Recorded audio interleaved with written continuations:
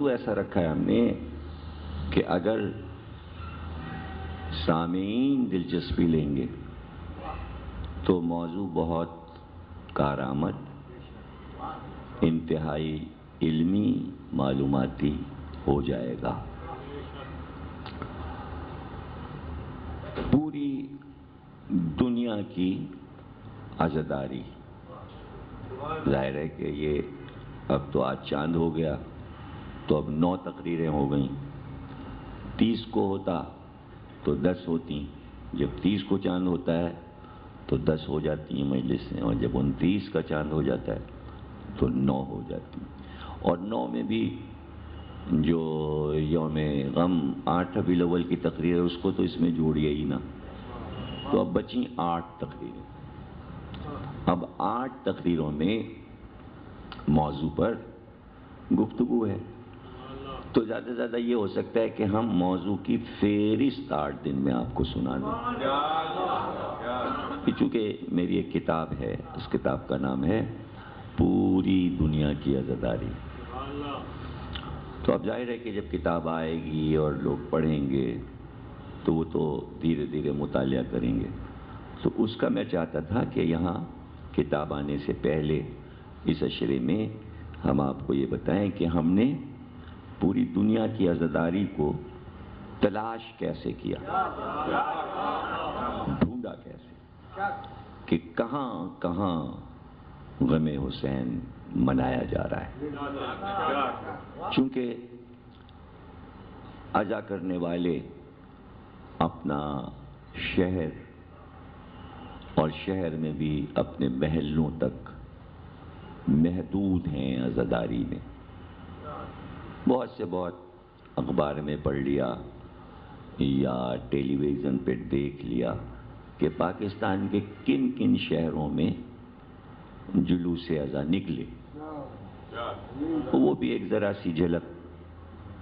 اور خاص خاص شہر کے لاہور میں عزاداری ہو گئی، ملتان میں ہو گئی، فیصل آباد میں ہو گئی، اسلام آباد راولپنڈی میں ہو گئی، کراچی میں ہو گئی، لیکن کوئی قریہ، کوئی گاؤں، کوئی دیہات ایسا نہیں ہے کہ دیہات اور گاؤں سے بھی چھوٹے چھوٹے چک ہوتے ہیں، کھیت ہوتے ہیں، کھیتوں میں بھی آبادیاں ہوتی ہیں کہ جو اپنی زراعت کو دیکھتے ہیں تو وہ بیچ میں ایک چھوٹی سی آبادی بنا لیتے ہیں، اس گاؤں کا کوئی نام نہیں ہوتا، نمبر کہلاتے ہیں وہ، فلاں نمبر۔ تو وہاں بھی ہم نے مجلسیں پڑھی ہیں کہ چاروں طرف کھیت ہیں، بیچ میں مجلس ہو رہی ہے۔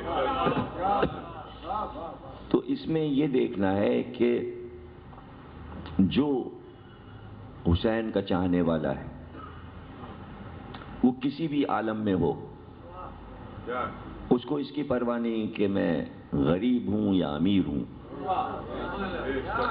اچھا اسے اس کی بھی پرواہ نہیں کہ میں کس مذہب کا ہوں، اسے اس کی بھی پرواہ نہیں میں کس فرقے کا ہوں، اگر وہ محب حسین ہے تو اس کو اس کی پرواہ نہیں ہوتی کہ برادری کیا کہے گی، رشتہ دار کیا کہیں گے، کوئی اسے پرواہ نہیں ہوتی۔ اس میں یہ ایک تاثر چھپا ہے اس موضوع میں جو ہم آپ کو بتائیں گے کہ وہ آپ سے کسی موضوع پہ گفتگو نہیں کرنا چاہے گا۔ مثلاً آپ کسی مجلس میں جائیں اور اس سے کہیں کہ تم مسلمان ہو، کلمہ پڑھا، وہ اس موضوع پہ آپ سے بات ہی نہیں کرنا چاہے گا، وہ آپ سے اس موضوع پہ بات ہی نہیں کرنا چاہے گا۔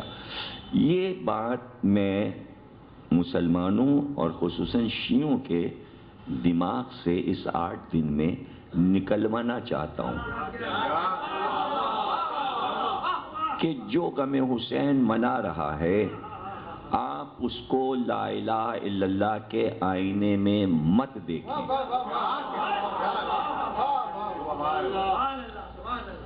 وہ سب چھوڑ دیجئے، امت، لا الہ، تلاوت قرآن، حج، زکوٰۃ، فروض، شریعت، ہدایت، عالم، مجتہد، یہ سب آپ کر رہے ہیں، کرتے رہیے، وفا مل رہی ہے. آپ وہاں تک نہ پہنچ سکتے ہیں، نہ آپ انہیں پا سکتے ہیں، نہ آپ اپنی بات انہیں سمجھا سکتے ہیں، اور نہ وہ آپ کی بات سنیں گے. وہ تبلیغی دنیا سے بہت دور ہیں. وہ صرف محبت حسین میں ڈوبے ہوئے ہیں. آپ ان سے پورا دین بھی نہ پوچھیں. کیوں نہ پوچھیں؟ اس لیے کہ یہ آپ کا دین ہے. یہ آپ کا دین ہے.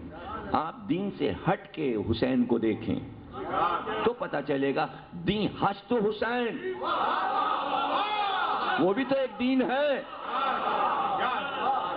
دین ہست حسین.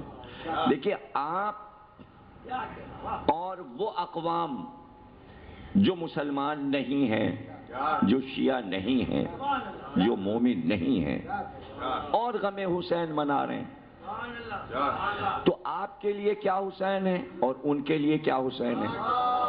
وہ میں فرق بتا رہا ہوں کہ آپ کے لیے حسین کیا ہے اور ان کے لیے کیا حسین.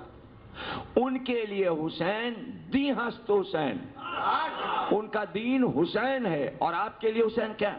دین پناہ ہست حسین. آپ جو دین لیے بیٹھے ہیں اس کو پناہ حسین نے دی. وہ جو دین لیے بیٹھے ہیں اس دین کا نام ہی حسین ہے.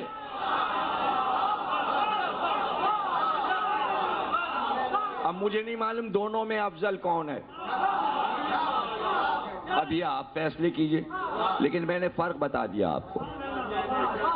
آپ جس دین کو لیے بیٹھے ہیں، عالم اسلام، 53 اسلامی ملک، ان اسلامی ملکوں کو اور اس میں چلنے والی